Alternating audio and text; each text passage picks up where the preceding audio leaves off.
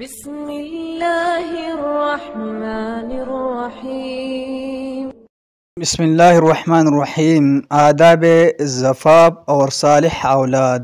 نبی کریم صلی اللہ علیہ وسلم کا ارشاد ہے کہ تم میں سے کوئی جب کسی عورت سے شادی کرے یا غلام خریدے تو یہ دعا کرے: اللہم انی اسألک خیرہا و خیر ما جبلتہا علیہ و اعوذ بک من شرہا و شر ما جبلتہا علیہ۔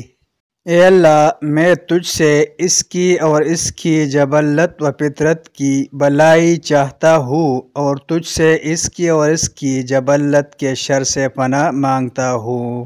اور جب اونٹ خریدے تو اس کی کوہان کی چوٹی کے بال پکڑ کر یہ دعا کرے۔